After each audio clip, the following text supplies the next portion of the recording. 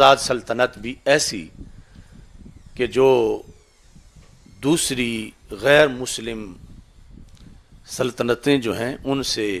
وہ بالکل ان کے دائرہ کار اور ان کے گندے اثرات سے بھی مبرہ ہو۔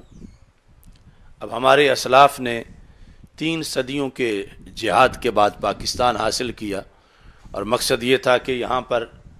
اسلامی اصولوں کے مطابق ہم زندگی بسر کر سکیں۔ تو روئے زمین پر یہ ایک سلطنت ہے جو کلمے کی بنیاد پر مدینہ منورہ کی سلطنت کے بعد مارز وجود میں آئی، لیکن ابھی اس کے اندر اگلا مرحلہ اسی طرح بڑا گمبھیر ہے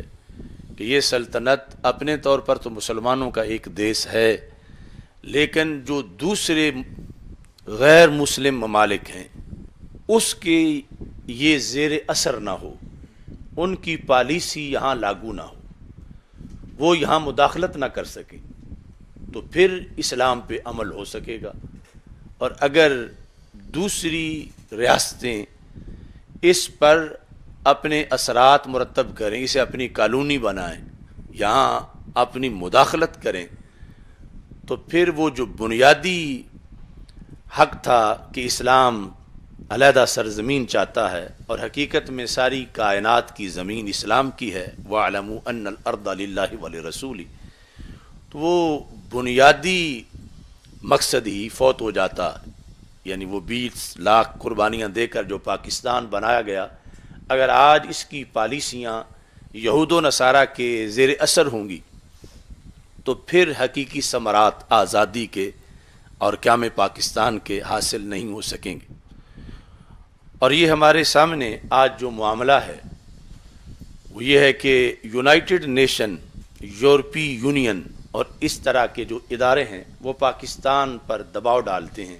پاکستان کی مختلف حکومتوں پر، اداروں پر، کہ تمہارے جو ملک کے قوانین ہیں وہ ہمارے مطابق ہونے چاہیے۔ تو آزاد سلطنت پھر ایک قسم کی غلامی میں جکڑی ہوئی ہے، اور اوپر جو پالیسی ان کی ہے وہ بالکل اسلام سے متصادم پالیسی ہے اور اسلام سے ٹکرانے والی پالیسی۔ پاکستان کی جو وزارت انسانی حقوق ہے یہ خطرناک ترین وزارت ہے، یعنی اس وقت بھی اور پہلی حکومتوں میں، کہ حقیقت میں تو یہ ہیومن رائٹس کا اس کو ٹائٹل دیا گیا ہے، مگر دراصل اسلام کے خلاف جو غیر مسلموں کی سازشیں ہیں ان کو پروان چڑھانے کا یہ ایک کیمپ ہے۔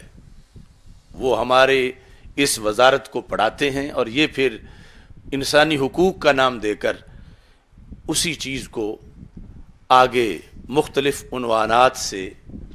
اس ملک کے اندر ظاہر کرتے ہیں۔ یہ بل بھی اصل میں انسانی حقوق کی جو وزارت ہے اس کے تحت کافی دیر سے یہ زیر بحث تھا، شیریں مزاری اور اس کا عملہ اس کے لحاظ سے اپنی خدمات پیش کر رہا ہے۔ تو اب یہ ایک اسمبلی سے منظور ہو چکا ہے اور اس کے بعد یہ اس ملک کا قانون بن جائے گا کہ جس میں کوئی بھی قانون قرآن و سنت کے منافی نہیں ہو سکتا۔ تو ہماری وزارت مذہبی امور، وزیر مذہبی امور اور حکومت کے زیر اثر جتنے علماء ہیں وہ یہی نعرہ لگائیں گے کہ کوئی قانون بھی قرآن و سنت کے منافی نہیں بن رہا، کہیں گے نہیں بن سکتا اس ملک کے اندر، لیکن اسی نعرے کے اندر وہ بنا کے اسے آگے رائج بھی معاذ اللہ کرنے کی کوشش کریں گے۔ یہ قانون جو اس وقت زیر بحث ہے اس کو اسمبلی کے اندر جو نام دیا گیا ہے prohibition of forced conversion act, conversion act یعنی تبدیلی مذہب کا قانون، فورس جبرن کسی سے مذہب تبدیل کروانا، پروہیبشن اس کا انسداد یعنی جبری تبدیلی مذہب کی روک تھام کا قانون کہ جبراً کوئی کسی سے مذہب تبدیل نہ کروائے، اس کو روکنے کے لیے، اس کے انسداد کے لیے یہ قانون بنایا جا رہا ہے۔ اوپر یہ ٹائٹل ہے، دوسری طرف معنی کیا ہے کہ پاکستان میں کسی غیر مسلم کے اسلام لانے پر پابندی، کہ کوئی غیر مسلم اسلام قبول نہ کرے۔ یہ قانون کہ جو ملک بنا اسلام کے لیے ہے، اس کے اندر اسلام قبول کرنے پر پابندی لگائی جائے کہ جہاں جو ہندو ہیں، سکھ ہیں، کرسچن ہیں، وہ اسلام قبول نہ کریں۔ یعنی بظاہر تو تبدیلی مذہب، یعنی لفظ مذہب استعمال کر کے اسلام کی جگہ، کہ مذہب وہ کوئی مذہب بھی ہو سکتا ہے، تو یہ اسلام کے خلاف نہیں، یہ تو سب کے لیے ہے۔ کیونکہ پاکستان میں ایسا تو کوئی مرحلہ ہی نہیں کہ کوئی اسلام کو چھوڑ کے معاذ اللہ ہندو بن رہا ہو، یا سکھ بن رہا ہو، یا کوئی کرسچن ہندو بن رہا ہو، یا ہندو کرسچن بن رہا ہو۔ یہ تو اسلام کی حقانیت ہے کہ ادھر سے ٹوٹ ٹوٹ کے لوگ خود بخود اسلام کی حقانیت کو سمجھتے ہوئے ادھر آ رہے ہیں۔ اور یہ درد ہے امریکہ کو اور یورپی یونین کو کہ ایسا کیوں ہوتا ہے، وہ اپنی جگہ ہی رہیں، وہ اس طرف نہ آئیں۔ اور یہ اتنا ظالمانہ قانون بنایا جا رہا ہے کہ جس کے نتیجے میں اگر کوئی شخص اس کی خلاف ورزی کرے گا، یعنی کوئی ہندو، سکھ، کرسچن اس کی خلاف ورزی کرتے ہوئے اسلام قبول کر لیتا ہے، جو کہ اس کی بہت بڑی سعادت ہے، جو کہ جنت کے داخلے کی ٹکٹ ہے، لیکن اس ملک کا قانون یہ کہے گا کہ اس نے معاذ اللہ بہت بڑے جرم کا ارتکاب کیا، اور اس سلسلہ میں 18 سال کی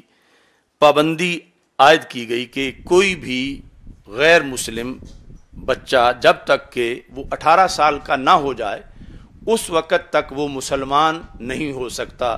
یعنی ریاست اسے واپس کر دے گی کہ اگر اس نے اسلام قبول کیا تو اس پر مسلمان کے احکام نہیں لگائے جائیں گے، اسے دوبارہ دھکیل کے کفر کی طرف بھیجا جائے گا، اور پھر اسے ساتھ سزا بھی دی جائے گی۔ سزا کیا ہوگی؟ اس سلسلہ کے اندر اس بچے کو ایک تو غیر مسلم قرار دیا جائے گا، اور 3 سال تک مختلف قسم کی سزاؤں کا اسے سامنا کرنا پڑے گا، حالانکہ وہ اپنی مرضی کے ساتھ اسلام قبول کر رہا ہے۔ مثال کے طور پر اگر وہ 15 سال کی عمر میں اسلام قبول کرتا ہے تو اسے 3 سال تک روکا جائے گا، حالانکہ بلوغت تو 14 سال میں ہو چکی ہے، اور اسلام قبول کرنے کے لیے بلوغت کی بھی کوئی شرط نہیں کہ بالغ ہو تو اسلام قبول کرے۔ اب ہم اس کے آگے دلائل پیش کریں گے، لیکن یہاں جو ہے وہ یہ ہے کہ 18 سال تک۔ اور یہ قانون کسی سیکولر سٹیٹ کے اندر بھی نہیں۔ مثلا اگر انڈیا میں کوئی بندہ اسلام قبول کرنا چاہتا ہے، امریکہ میں کوئی بندہ اسلام قبول کرنا چاہتا ہے، تو وہاں بھی یہ قانون نہیں کہ وہ 18 سال کا ہو تو پھر اسلام قبول کرے۔ اور یہ جو کلمے کی بنیاد پہ بننے والا ملک ہے، یہاں یہ اس پر لازم کیا جا رہا ہے کہ وہ 18 سال کا ہوگا، اور ایک پھر لمبا پروسیس ہے جس سے گزرنے کے بعد وہ مسلمان ہو سکتا۔ اگر وہ 18 سال سے پہلے کلمہ پڑھتا ہے تو معاذ اللہ اسے کم از کم 5 سال قید کیا جائے گا، اس قانون کے مطابق جو یہ کالا قانون بننے جا رہا ہے۔ کم از کم 5 سال اور زیادہ سے زیادہ 10 سال تک کی قید ہوگی، اور ساتھ جرمانہ بھی ہوگا۔ اسے اسلام پر بدترین حملہ قرار نہ دیا جائے تو کیا کہا جائے؟ کہ جو کلمہ پڑھانے ہمارے آقا حضرت محمد مصطفیٰ صلی اللہ علیہ وسلم دنیا میں رونق افروز ہوئے، جو اللہ کا حکم ہے، جو قرآن ہے، اور اسی کے مطابق ہی مکہ مکرمہ مدینہ منورہ میں